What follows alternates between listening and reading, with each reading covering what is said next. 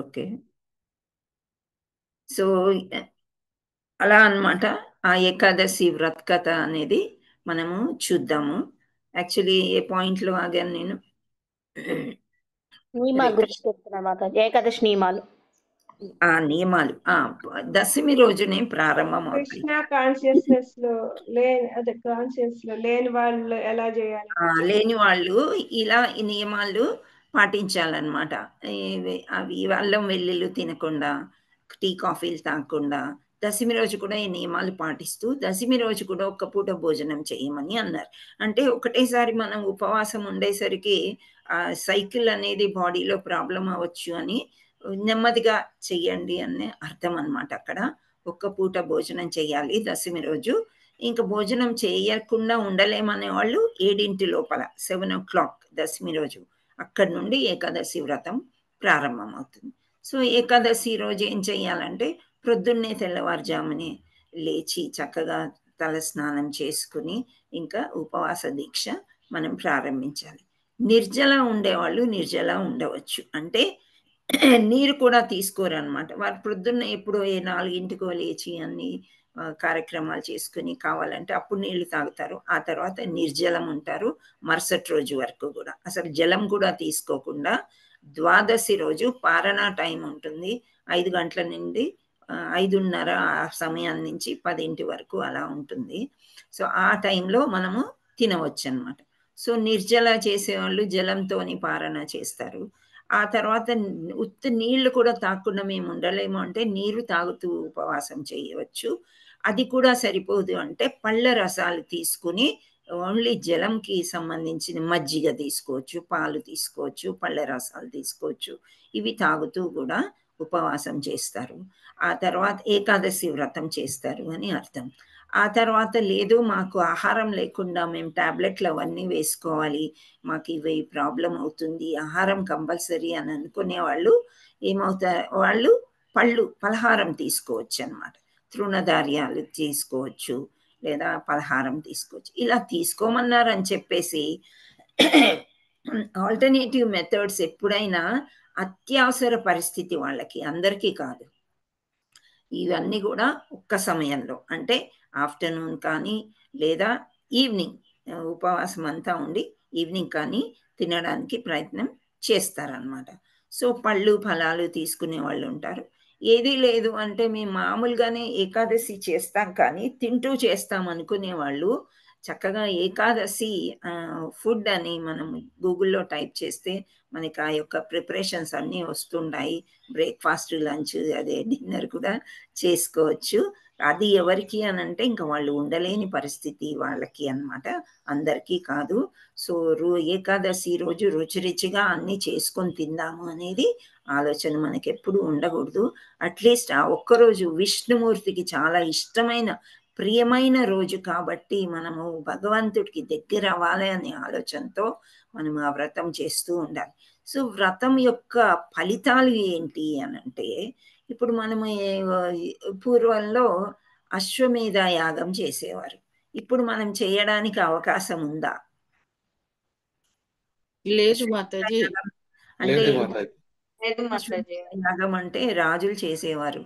ఆ గుర్రాన్ని వదిలేస్తే అది ఎక్కడెక్కడ వెళ్ళిందో ఆ రాజ్యం అంతా వీళ్ళకి వస్తుంది. అలాంటి పెద్ద పెద్ద యాగాలు చేసేవారు, యజ్ఞాలు చేసేవారు. వీటికి వచ్చే ఫలితం అంతా కూడా ఈ ఒక్క ఏకాదశి చేయడంలో వస్తుంది అని చెప్తారు. అదేవిధంగా గోవుని దానం చేయడము. ఇప్పుడు ఎన్నో గోశాలలు ఉన్నాయి. వాటికి దాన ధర్మాలు అంటే మనకి డబ్బులు కట్టడము, చారిటీ అంటాం కదా, ఇవన్నీ మనం చేయడం అనేది నేర్చుకోవాలి అని కూడా ఏకాదశి చేస్తూ ఉంటుంది. సో ఒక్క ఆవుని దానం చేయాలంటే కూడా మనకి చాలా డబ్బులు కావాలి.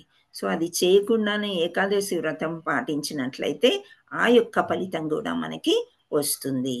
మళ్ళీ ఒక సెంటు భూమి దానం చేయాలంటే మనకి చాలా కష్టం. చిన్న పొలము, 1 ఎకరము దానం చెయ్యాలి అని అంటే కూడా మన దగ్గర అంత లేకపోయి ఉండొచ్చు, మనకు ఆ స్తోమత లేకపోయి ఉండొచ్చు. ఉన్నా సరే మనం చెయ్యలేకపోతాం. అందువల్ల మనము కను చూపు మరలో చూసినంత భూమిని దానం చేసినంత పుణ్యం వస్తుందంట ఈ ఏకాదశి పాటించడం వల్ల మూలాన. సో ఇలా సత్యయుగంలో ఏవేమి వాళ్ళు చేశారో అవి ఇప్పుడు మనం చేయలేకపోయినప్పటికీ ఇటువంటి ఫలితాలన్నీ మనకు వస్తాయి అని చెప్తున్నారు. అందువల్ల ఏకాదశి 15 రోజులకు ఒకసారి వస్తుంది. ఈ ఏకాదశి విష్ణుమూర్తికి చాలా ప్రియం కాబట్టి ఏకాదశి వ్రతం అందరూ చేసి ఇటువంటి ఫలాల్ని మనము పొందాలి అని చెప్తూ ఉంటారు. సో ఈ రోజు వచ్చే ఏకాదశికి ఇందిరా ఏకాదశి అనే పేరు అనమాట. సో ఈ ఇందిరా ఏకాదశి అని ఎందుకన్నారు అని అంటే, ఋషికేశుడు అంటే ఎవరు? Vishnu, Krishna. Krishna. What is the meaning of this name Hrishikesha అంటే? One who controls his sense organ, who has control over the sense organ. Okay, తెలుగులో చెప్పాలంటే ఇంద్రియాల మీద ఇది ఇంద్రియాలు నియంత్రించేవాడు. నిగ్రహించినవాడు, ఇంద్రియ నిగ్రహం కలిగిన వాడు, ఇంద్రియాలని నియంత్రించేవారు. నియంత్రించేవాడు. ఇంద్రియాలకు ప్రభు, నియంత్రణ చేసే ప్రభు విష్ణుమూర్తి. అందుకని ఋషికేశ అని అన్నారనమాట. సో ఇంద్రియాలు ఎన్ని? పంచేంద్రియాలు అని అంటాము, 5 అని చెప్పేసి. ఆ ఇంద్రియ నిగ్రహం ఏంటి ఇవన్నీ కూడా మనకు తెలుసు కదా, తెలుసా? తెలుసు మాతాజీ. ఇంద్రియాలను ఎవరు నిగ్రహిస్తారు? మన శరీర భాగాల్లో ఇవన్నీ చూసినట్లయితే ఇంద్రియాలు ఏవో ఒక కామవాంఛ ఉంటది, అవునా? కళ్ళు, ముక్కు, చెవులు. ముక్కు చూసినట్టయితే ఆ వాసన భరించలేక ఇది నేను తినేయాలి తినేయాలి తినేయాలి అనిపిస్తుంది. అదే కళ్ళు ఏవైనా చూసినాయి అంటే అది నాకు కావాలి అని కోరుకుంటాయి. చెవులు కూడా ఏమైనా విన్నాయి అంటే అది అవసరం లేకపోయినా అది కావాలి అని. సో ఇవన్నీ కూడా ఏంటి? కామవాంఛలు. వీటిని అంతటినీ ఎవరు నిర్ణయించాలి, ఎవరు నియంత్రించాలి? ఇంద్రియాల్ని గుర్రాలు కళ్ళాలు వేసి ఎవరు మనస్సు. కానీ మనస్సు కూడా ఇంద్రియాలతో కలిసిపోతుంది కదా. మనస్సు ఎప్పుడు వ్యతిరేకంగా ఉంటది. బుద్ధి చెప్పాలి అనమాట మనసుకి.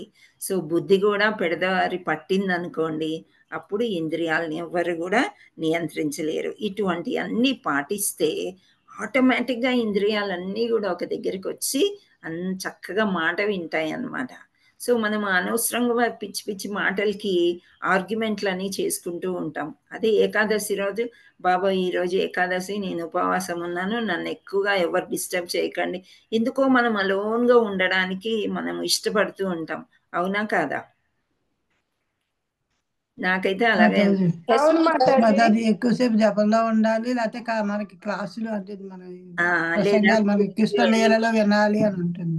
గుడికి వెళ్ళి అక్కడ కూర్చోవాలి. ఆ ఏకాదశి ప్రసాదం అక్కడ తిన్నా పర్వాలేదు, కానీ ఇంకెక్కడా తినకూడదు. ఏమి టచ్ చేస్తామో, ఏం తినేస్తామో, ఏం పొరపాట్లు జరుగుతాయో, అలా అలోన్గా ఉండాలంటే మనం చాలా ఇష్టం. భగవంతుడికి కూడా అదే కావాలి, నా దగ్గరే మీరు ఉండాలి, నన్నే కోరుకోవాలి, నా దగ్గరికి రావాలి. ఇదంతా ఏంటి? భగవద్గీత. సో ఎన్ని రకాలుగా చెప్పుంటాడు కృష్ణుడు మనకి, నా దగ్గరికి వచ్చేయండి వచ్చేయండి వచ్చేయండి. అయినా సరే మన బుద్ధి అటు ఇటు అయిందా అంటే అయిపోయింది మన సంగతి, పడిపోతాం, చాలా తొందరగా పడిపోయే అవకాశాలు ఉన్నాయన్నమాట. సో ఇప్పుడు మనం ఇందిరా ఏకాదశి విశిష్టత ఏంటి అని చూద్దాం. యుధిష్ఠిర మహారాజు ఇలా అన్నాడంట, ఓ మధుసూదన, రాక్షసుడి చంపినవాడ, మధు అనే రాక్షసుని చంపినవాడు కాబట్టి మధుసూదన అని అన్నాడు.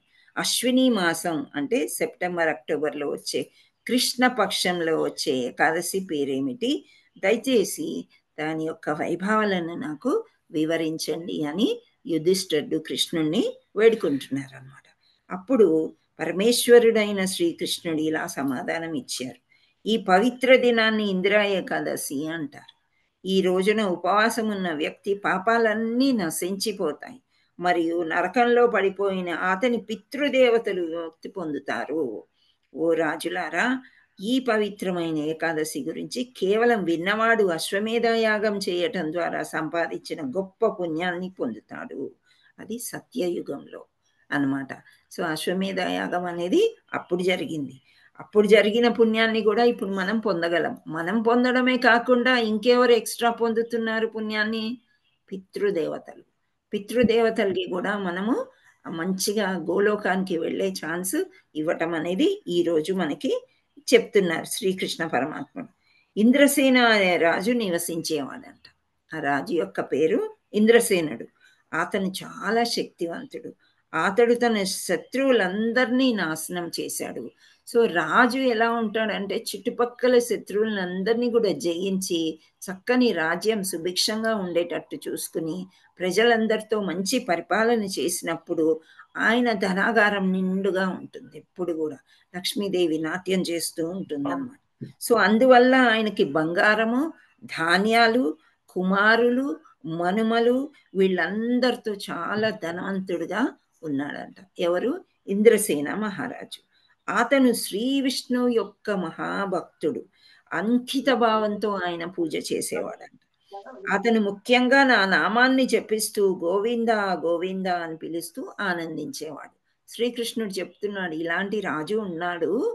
ఆ రాజు ఎప్పుడు నన్ను జపిస్తూ గోవింద గోవింద అంటూ ఆ నామంలో వచ్చే ఆనందాన్ని ఆయన ఆస్వాదించేవాడు అని చెప్తున్నాడు. ఈ విధంగా ఇంద్రసేన రాజు క్షమంగా స్వచ్ఛమైన ఆధ్యాత్మిక జీవితాన్ని తనను తాను అంకితం చేసుకున్నాడు. మరియు పరమ సత్యాన్ని ధ్యానించడానికి ఎక్కువ సమయం గడిపేవాడు. పరమ సత్యం అంటే ఏంటి? ఇప్పుడు నేను ఇంగ్లీష్ లో ఉండడం, గొప్ప నిజం, నిజం చెప్పుకుంటూ ఉండడం, శాశ్వతమైన నిజం. శాశ్వతమైన నిజం. ఈ కృష్ణుడు శాశ్వతమైన నిజం. ఇప్పుడు నేనున్నాను, నేను శాశ్వతమైన నిజమా? కాదు. పోతుంది కదా. నా వెనకాల కొన్ని మొక్కలు చూస్తున్నారు, అదొక సింపుల్ ఫోటో. అది ఎప్పటికీ ఉంటుందా అంటే ఉండదు. ఇప్పుడు ఉంది, రేపు ఉంటుందో ఉండదు, ఇప్పటికీ ఉందో లేదో తెలియదు, ఒక ఫోటో అంతే అది. సో ఆ విధంగా ఇది ఒక అబ్సల్యూట్ ట్రూత్ అని మాతాజీ చెప్పినట్టు శాశ్వతంగా అన్నమాట. అది ఒక నిజం. అంటే ఏంటి? భగవంతుణ్ణే ఆయన ధ్యానిస్తున్నాడు. ఆయన ఏమంటున్నాడు ఇక్కడ? పరమ సత్యాన్ని ధ్యానించడానికి ఆయన ప్రయత్నం చేస్తూ ఉంటాడు. అంటే ఓన్లీ గోవింద గోవింద అనుకుని భగవంతుడు శ్రీకృష్ణ పరమాత్ముడు విష్ణుమూర్తిని మాత్రమే ధ్యానించేవాడు. అందువల్ల సుభిక్షంగా రాజ్యం అంతా కూడా చాలా బాగుందన్నమాట. సో ఒకరోజు ఏమైంది అంటే ఇంద్రసేన రాజు సంతోషంగా మరియు శాంతియుతంగా తన సమావేశాన్ని అధ్యక్షత వహించాడు. పరిపూర్ణ వ్యక్త శ్రీ నారదముని దిగి వస్తున్నట్లు కనిపించాడు. సో సభా సమావేశాలు అనేది రాజులకి ముఖ్యము. అది చేస్తూ ఉన్నప్పుడు ఒక తెల్లని మంచి వస్త్రాలు ఒక పెద్ద దేవత వచ్చినట్లు నారదముని. నారదముని ఎవరు అనేది మనకు తెలుసు, ఒక గొప్ప భక్తుడు. అవునా? విష్ణుమూర్తికి ఎప్పుడు నారాయణ నారాయణ నారాయణ అంటూ ఆయన మరి దేవలోకం నుండి ఇక్కడికి ఎలా వస్తున్నాడు భూలోకంకి అంటే ఆయనకు ఒక శక్తి ఉంది. ఏమిచ్చాడు భగవంతుడు అంటే ముల్లోకాలు తిరగవచ్చు, ఎక్కడ కావాలంటే అక్కడికి చక్కగా విమానం వేసుకొని నారాయణ నారాయణ అనుకుంటూ ఆయన వెళ్తూ. అప్పట్లో ఏమంటే రాజుల దగ్గరికి వచ్చేవారు నారదుడు. వచ్చి ఏమైనా సమాచారం ఉంటే తీసుకెళ్ళి మళ్ళీ విష్ణుమూర్తికి చెప్పడము, వేరే దేవేంద్రుడికి చెప్పడము, బ్రహ్మకి చెప్పడము. ఇలా మనం మామూలుగా నారదుడు అంటే చిన్నప్పటి నుంచి కలహప్రియుడు అని మనం నేర్చుకున్నాం కదా. కానీ ఆయన ఒక గొప్ప దేవత. ఆయన పుట్టు పూర్వోత్తరాలన్నీ కూడా కృష్ణ కాన్షియస్లోకి వచ్చాక మనము బాగా తెలుసుకున్నాం. సో అటువంటి నారదుడు సమావేశం అయ్యేటప్పుడు చక్కని బట్టలు వేసుకుని అంటే తెల్లగా వస్తున్నట్లు ఆయనకి అనిపించిందంట. అంటే ఇక్కడ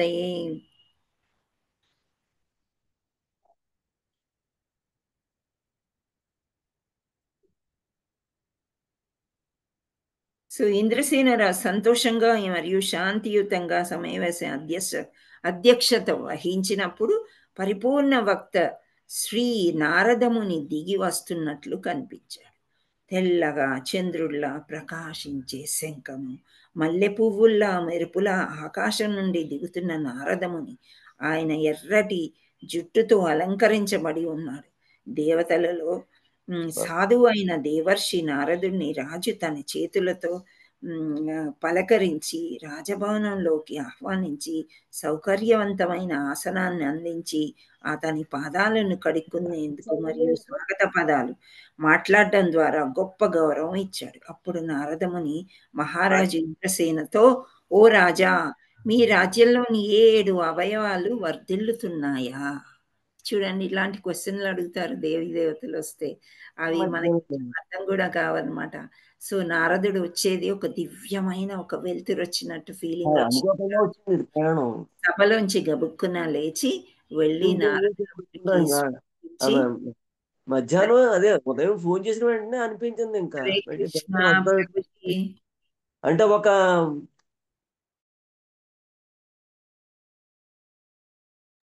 హరే కృష్ణ, మాతాజీ మ్యూట్ లో ఉన్నారు.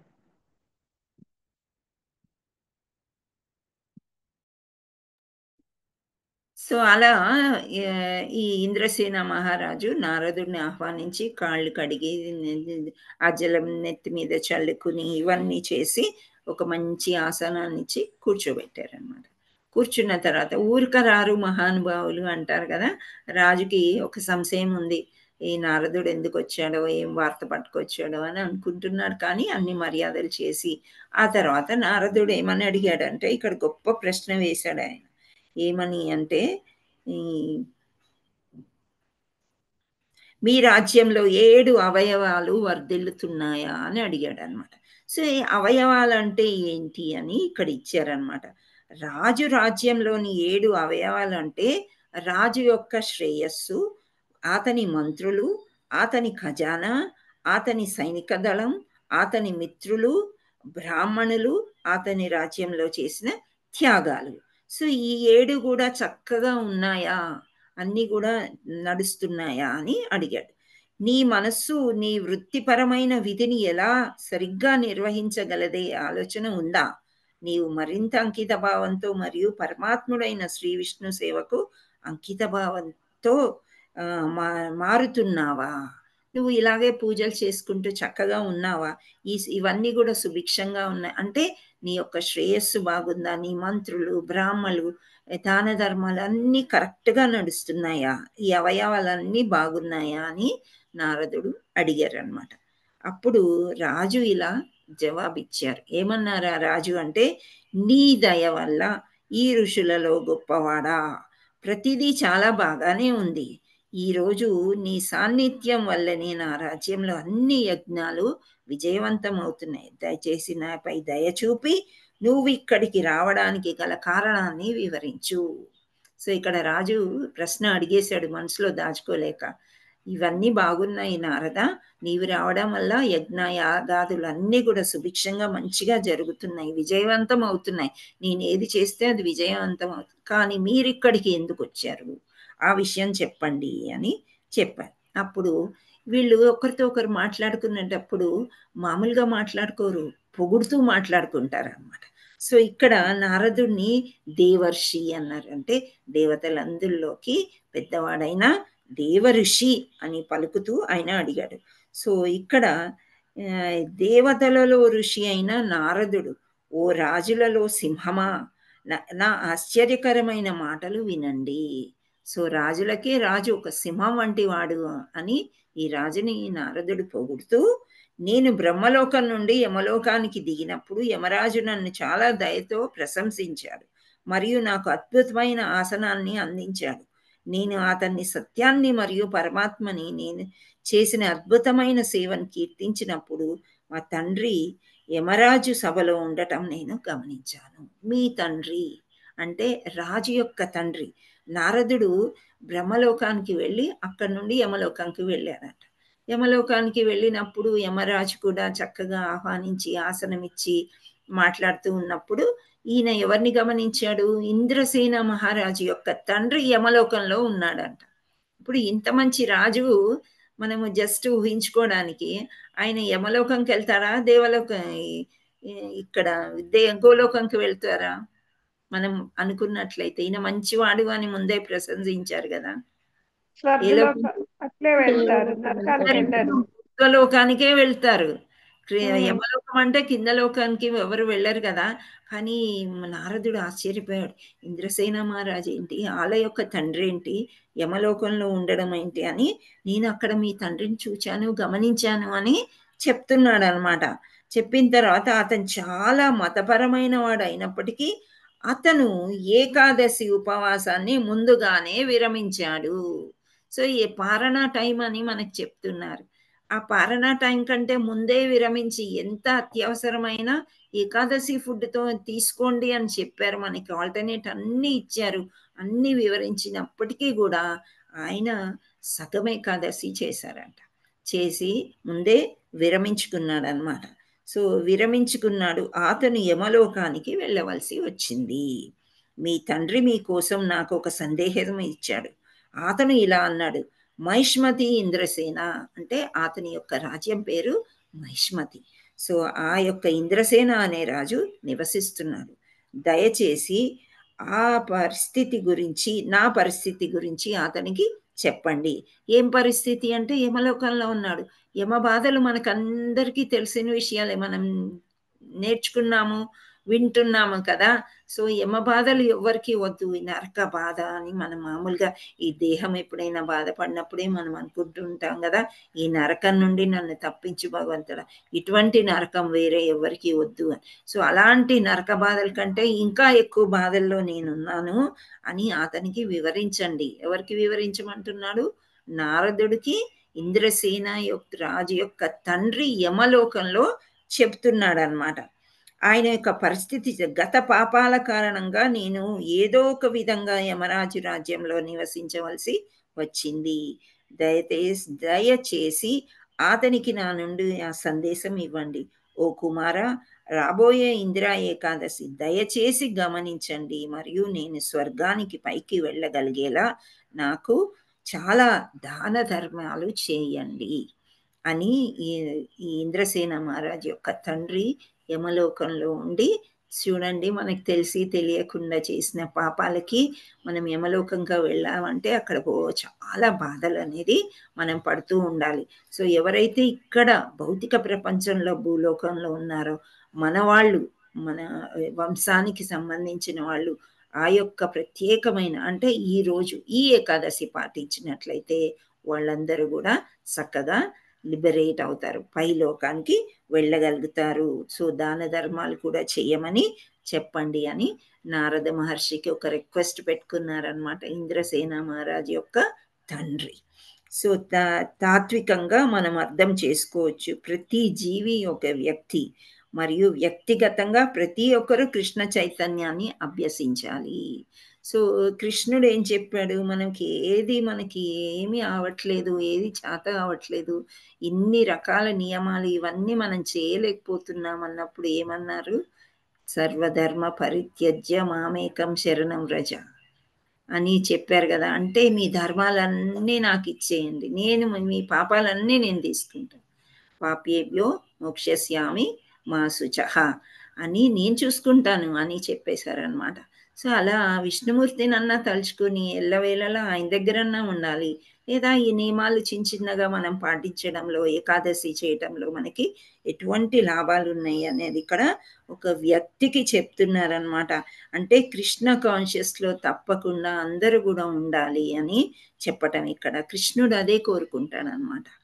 సో తిరిగి ఇంటికి భగవంతుడి వద్దకి వెళ్ళాలి. గరుడ పురాణంలో చెప్పినట్లుగా నరకంలో బాధపడే వ్యక్తి కృష్ణ చైతన్యాన్ని అభ్యసించలేడు. ఇది మాత్రం చాలా ఖచ్చితం. మనం కృష్ణ చైతన్యంలోకి వచ్చిన తర్వాతే మనకి ఈ రూల్స్ తెలిసాయి. లేదు అంటే ప్రొద్దున్నే లేవడం, ఒక చిన్న దీపం ఆరాధన చేసుకోవడం, ఎవరైనా ఇది బాగా జరగట్లేదు మాకంటే సరే ఈ దేవత యొక్క పూజ చేసుకోండి మీకు ఈ ఫలితాలు వస్తాయి, అంతవరకే. మనకి యాక్చువల్లీ పూజ అంటే ఏంటి, ఆర్తి అంటే ఏంటి, భోగ అంటే ఏంటి, ఇవన్నీ మనకి ఎప్పుడు తెలిసాయి? కృష్ణ చైతన్యంలో వచ్చిన తర్వాతే మనకి కరెక్ట్గా తెలిసినాయి. సో ప్రతి ఒక్కరూ కూడా కృష్ణ చైతన్యంలో ఉండి నా ధామానికి వచ్చేయాలి అని గరుడ పురాణంలో కూడా చెప్తున్నారంట. సో నరకంలో ఉండేవాడికి కృష్ణ చైతన్యం గురించి తెలుసుకునేది లేదు. ఎలా తెలుసుకుంటారు? ఇప్పుడు చాలా బాధల్లో ఉన్నాడు, నువ్వు వచ్చేసేయి మా దగ్గరికి, ఇస్కాన్లో జాయిన్ అయిపోమంటే అయిపోతారా? వాళ్ళకి ఇమీడియట్ రిలీఫ్ కావాలి. సో హిస్ గ్రేస్ వరదకృష్ణ ప్రభు కూడా ఏం చెప్పారు? మాంసభక్షణ వదిలేయండి, అల్లం వెల్లుల్లి వదిలేయండి, టీ కాఫీ ఇవన్నీ మొదట్లోనే మీరు చెప్పకండి. వాళ్ళని నెమ్మదిగా ప్రసాదం ఇస్తూ మన సైడ్ తీసుకోవాలి. ప్రసాదం తినిపిస్తూ వాళ్ళల్లో పరివర్తన వస్తున్న తర్వాత జపం చేయమని చెప్పడము, గుడికి తీసుకువెళ్ళడము, ఇలాంటివన్నీ చేస్తుంటే నెమ్మదిగా వాళ్ళు కృష్ణ చైతన్యంలోకి వచ్చేస్తారు. సో నరకంలో ఉండే వాళ్ళకి మనం ఎంత చెప్పినా వాళ్ళకి అర్థం చేసుకోలేరు అని ఇక్కడ నరకంలో బాధపడే వ్యక్తి కృష్ణ చైతన్యాన్ని అభ్యసించలేడు అంటే నేర్చుకోలేడు అన్నమాట. ఎందుకంటే దీనికంత మానసిక శాంతి అవసరము. ఇది నరకం యొక్క ప్రతిచర్య హింసలు అసాధ్యం చేస్తాయి. నరకంలో బాధపడే పాపి బంధువు పాపి పేరుతో కొంత దాన ధర్మాలు చేస్తే అతను నరకాన్ని వదిలి స్వర్గలోకానికి ప్రవేశించవచ్చు. కానీ పాపి బంధువు తన బాధల్లో ఉన్న బంధువు కోసం ఈ ఏకాదశి ఉపవాసం పాటిస్తే బంధువు నేరుగా ఆధ్యాత్మిక ప్రపంచానికి వెళ్తాడు. బ్రహ్మ వైవర్త పురాణంలో ఆధారంగా ఈ కథనంలో చెప్పినట్లుగా. సో ఈ పురాణాలన్నీ చెప్తూ నారదుడు ఈ విధంగా మనకి చెప్తున్నాడు అనమాట. అంటే ఇంద్రసేన మహారాజ్కి చెప్తున్నాడు అనమాట, ఇవన్నీ చెయ్యాలి. సరే వాళ్ళు చేయలేక పాపం చేసి నరకానికి వెళ్ళారు, వాళ్ళ కోసం మనమైనా చేయవచ్చు. మనం చేసినట్లయితే మనం వెళ్ళడం కాకుండా వాళ్ళని కూడా నరకంలో నుండి తప్పిస్తాము అని చాలా క్లియర్గా నారద మహర్షి చెప్పాడనమాట. సో నారదుడు మళ్ళీ ఇంకా కొనసాగిస్తున్నాడు ఏమని, ఈ సందేశాన్ని అందించడానికి ఓ రాజా, నేను మీ వద్దకు వచ్చాను. ఇందిరా ఏకాదశి ఉపవాసం పాటించడం ద్వారా మీరు మీ తండ్రి సహాయం చేయాలి. మీరు పొందే పుణ్యం ద్వారా మీ తండ్రి స్వర్గానికి వెళ్తారు. ఇంద్రసేన రాజు, ఓ నారదజీ, దయచేసి కరుణించి ఇందిరా ఏకాదశి నాడు ఉపవాసం ఎలా చేయాలి ప్రత్యేకంగా నాకు చెప్పండి. అలాగే అది ఏ నెలలో ఏ రోజున జరుగుతుందో కూడా చెప్పండి అని అడిగాడు. మళ్ళీ నారదముని చెప్తున్నారనమాట, ఇందిరా ఏకాదశి ఆచరించే పూర్తి ప్రక్రియను నేను మీకు వివరిస్తాను, దయచేసి వినండి అని ఇక్కడ మనం చెప్పుకున్న పాయింట్స్ మళ్ళీ కూడా నారదుల వారు ఏమంటున్నారు చూద్దాం. ఈ ఏకాదశి అశ్విని మాసంలో చీకటి పక్షంలో వస్తుంది. చీకటి పక్షం అంటే అమావాస్య ముందు అన్నమాట. ఏకాదశి ముందు రోజు దశమి తేదీ నాడు ఉదయాన్నే లేచి స్నానం చేసి పూర్తి విశ్వాసంతో దేవునికి కొంత సేవ చేయండి. మధ్యాహ్నం మళ్ళీ నీటిలో స్నానం చేసి ఆపై మీ పితృదేవతలను విశ్వాసం మరియు భక్తితో నైవేద్యాలు సమర్పించండి. ఈరోజు 1 కంటే ఎక్కువ సార్లు తినకూడదు మరియు రాత్రి నేలపై పడుకోవాలి అని చెప్తున్నారు. దశమి రోజు ఈ విధంగా చేయండి. ఏకాదశి ఉదయం మీరు మేల్కొన్నప్పుడు మీ నోటిని మరియు దంతాలను పూర్తిగా శుభ్రం చేసుకోండి మరియు ప్రభువు పట్ల లోతైన భక్తితో ఈ పవిత్రమైన ప్రతిజ్ఞ చేయండి. ఈరోజు నేను పూర్తిగా ఉపవాసం ఉంటాను మరియు అన్ని రకాల ఇంద్రియ భోగములను వదులుకుంటాను.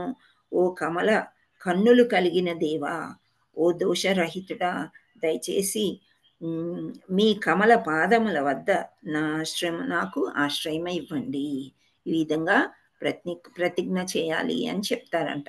ఓ కృష్ణ, ఓ జనార్దన, ఈరోజు నేను ఉపవాసం ఉంటున్నాను, నాకు మంచి శక్తిని ఇవ్వండి, నేను నీ ఆవాసంలోనే ఉండేటట్టు చేయండి అని చెప్పి భక్తి మార్గంలో నన్ను నడవడానికి సహాయం చేయండి అని అంటూ వేడుకోవాలి అని చెప్పారనమాట. సో మధ్యాహ్నము శాలిగ్రామాలి శిల పవిత్ర రూపం ముందు నిలబడి అన్ని నియమాలు మరియు నిబంధనలు పాటిస్తూ ఆయనను నమ్మకంగా పూజించండి.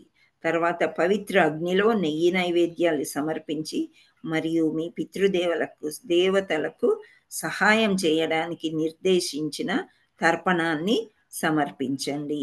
తర్వాత అర్హత కలిగిన బ్రాహ్మణులకు తినిపించండి మరియు మీ స్తోమతకు అనుగుణంగా వారికి కొంత దాన ధర్మాలు అందించండి.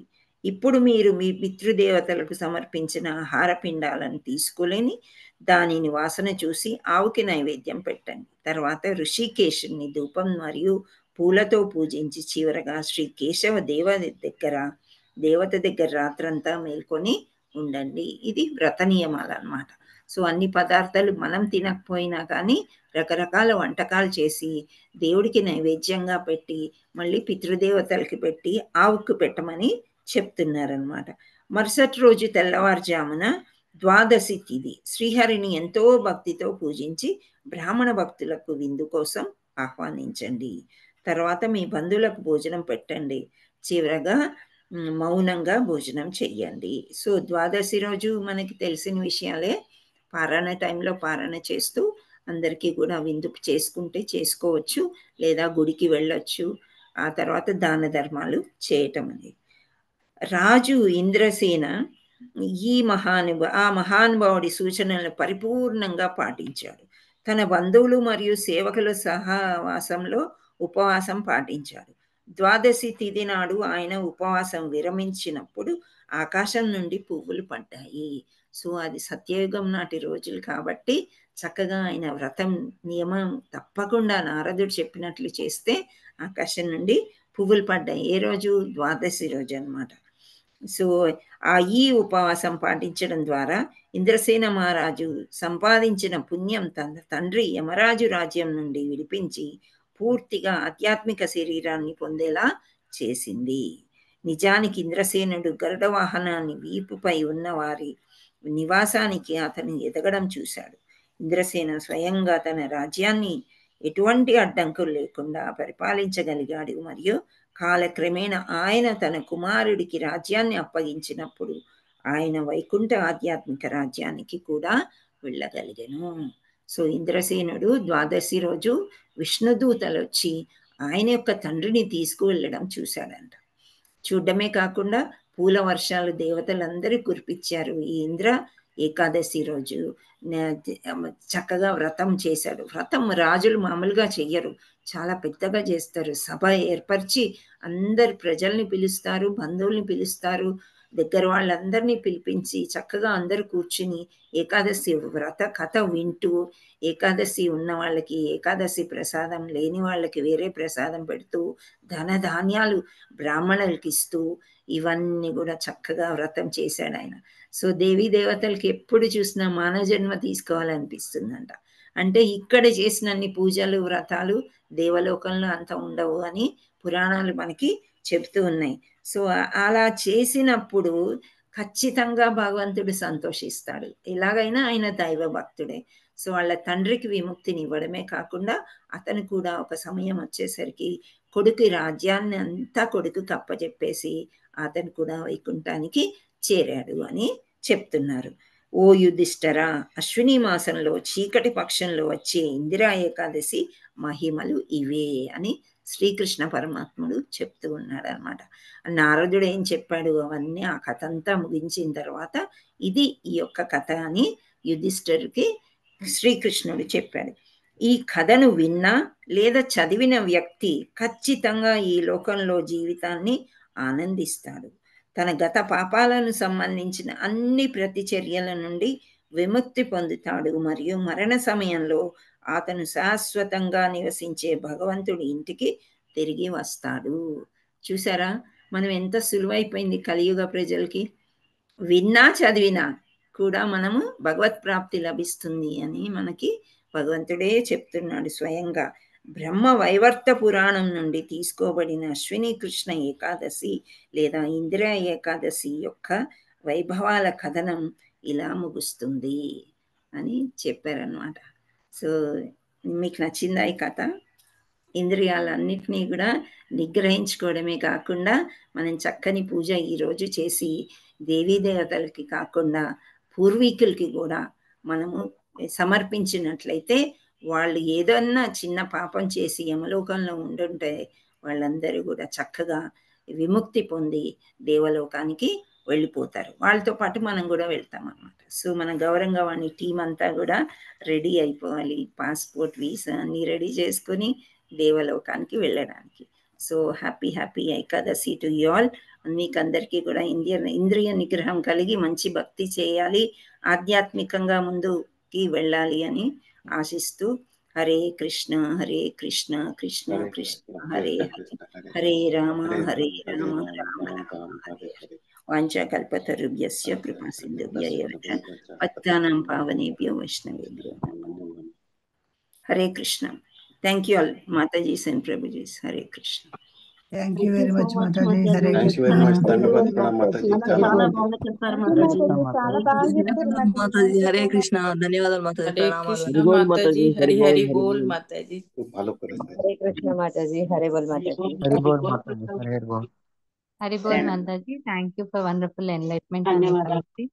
హరే కృష్ణ మాత. ఎవరికైనా డౌట్స్ ఉంటే హ్యాండ్ రామాల మాతాజీ. హరే కృష్ణ.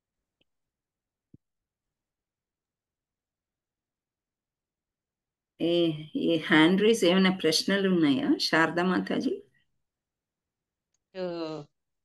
అదే ఆవుకు పెట్టమన్నారు కదా, పెద్దలకు పెట్టి. మనకు పెట్టండి. ఆవు ఇంటి ముందు దొరకదు కదా, ఇక్కడ ఎక్కడ లేవు.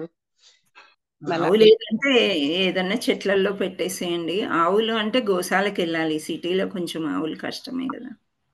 అందుకే అడుగుదామని మళ్ళీ పెట్టమన్నారు కదా, పెడదామని. పెట్టండి. ఇందులో ఉన్నట్టు మీరు చెయ్యాలనుకుంటే చెయ్యండి, పుణ్యమే కదా. దొరకకపోతే బావిలో కూడా వేస్తారు కదా మాతాజీ. నీళ్ళల్లో అంటే బావి కూడా మనకి బోర్వెల్సే కదా. సో మనకి ఏది అందుబాటులో ఉంటే అది అలా చూసుకోండి. ధన్యవాదాలు. మామూలుగా ఇప్పుడు బతుకమ్మ సీజన్ కదా, చేస్తూ ఉంటారు. బావులు చెరువులు అవన్నీ ఏమీ లేకపోతే వాళ్ళు మన దగ్గర కొళాయి అంటే మనకి నల్లాలు బయట ఉంటాయి కదా, వాషింగ్ ఏరియాస్, అక్కడ కూడా వేసేస్తూ ఉంటారు అన్నమాట. నీళ్ళల్లో కడిగేసి మళ్ళీ తీసేసి పారేయడం అలా చేస్తారు. సో మనం మన దగ్గర మొక్కలు ఏమన్నా ఉండుంటాయి కదా, తులసి మొక్క కాకుండా అందులో పెట్టేస్తే కాకులు ఏమన్నా పక్షులు వచ్చి తినేస్తాయి. మంచిదే, అలా కూడా చేయొచ్చేమో అని నేను అనుకుంటున్నాను. హరే కృష్ణ. హరే కృష్ణ.